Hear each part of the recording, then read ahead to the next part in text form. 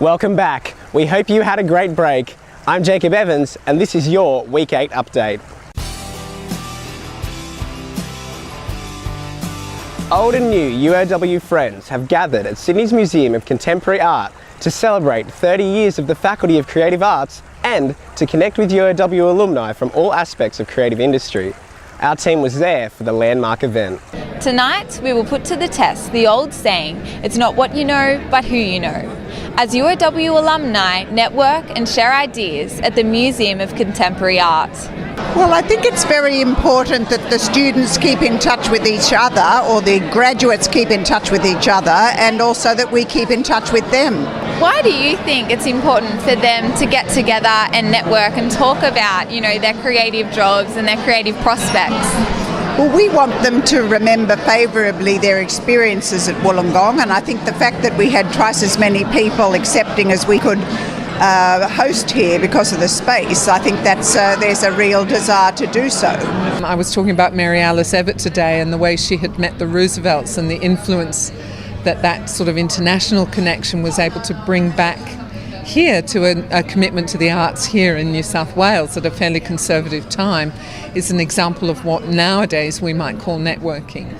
I think you need to be able to do the best work that you can do, and you need to work out ways to do that. I think networking is one of those things that perhaps you have to do informally, but I also think you just have to concentrate on the work sometimes. It's the work that's important, and hopefully if you do really good work, people will notice.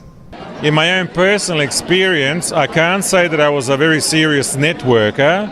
All that I've achieved happened almost by accident. It happened through very few contacts, but contacts that I've known because I've studied with them at the university or at the conservatorium. So it's not as though I was sucking up to people and say, oh, give me your name, what do you do, blah, blah, blah. None of that. So I'm maybe an exception to the rule because I know a lot of people are networking constantly. Networking is absolutely crucial. It's such a small industry, the performing arts industry, and you can actually get to know a lot of people. And those are the leg ups that are actually going to help you to find your creative soulmates and move forward into areas that you're interested in. In creative industry, networking is a concept that is interpreted in many ways.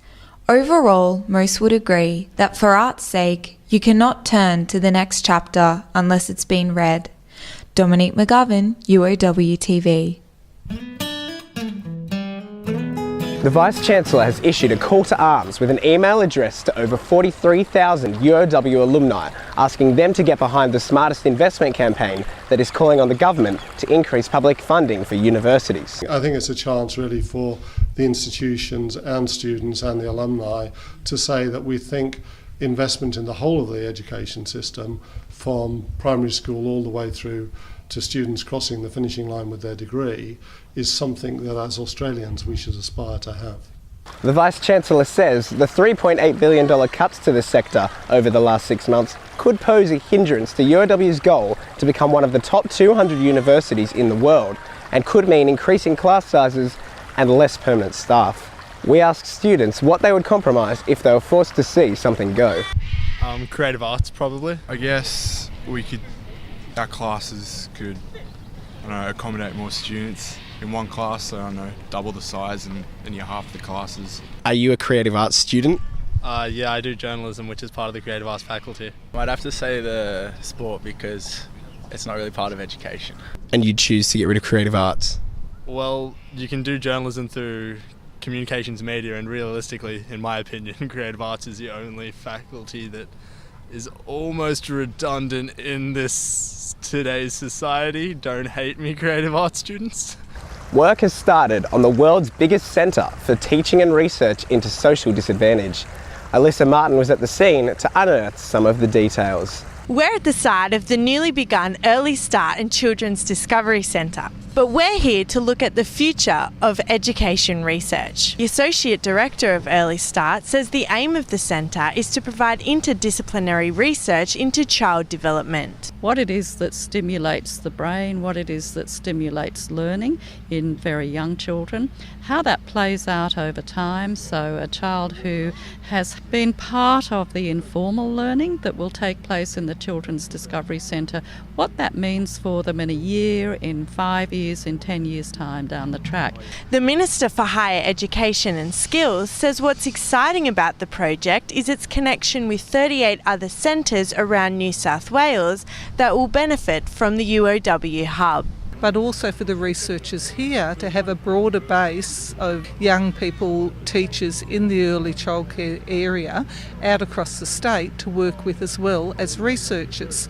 Vice-Chancellor Paul Welling says alongside education research, the centre will provide important research into nutrition. We know that this generation of very young children are less active than we were when we were teenagers, or in my case substantially older, and that whole thing around how do you actually rebuild the issue about activity, lifestyle, all those sorts of things, linked back to our research in nutrition and informing parents about better practice for their kids. It's actually a very complicated story, and one which I suspect over the next 10 years will pay dividends for the university and for kids in New South Wales.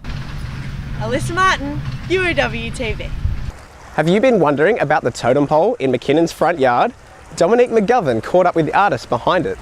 This sculpture has had a lot of attention since its move across campus. I had a chat with its 95-year-old creator, local artist May Barry. My first lesson in sculpture, I decided that was it. I was with Lyndon Dedswell, was my teacher at that time. So. And you've always been an artist? Yeah. So I always did something. Mm. But I didn't know anything about sculpture until I went to East Sydney. So I just did it then because that's what I wanted to do. I was just creating the shapes I wanted to. So only you can do that, shaping it. So I do it. They're all important when you do them.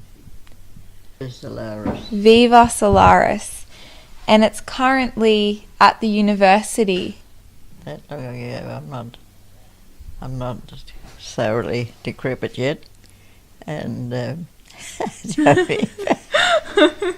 yeah, it was nice when I sold it because it always meant that I could do a trip, do some travelling. Well, it was a bit surprising that I sold it because people don't buy sculpture; they're a bit wary of it.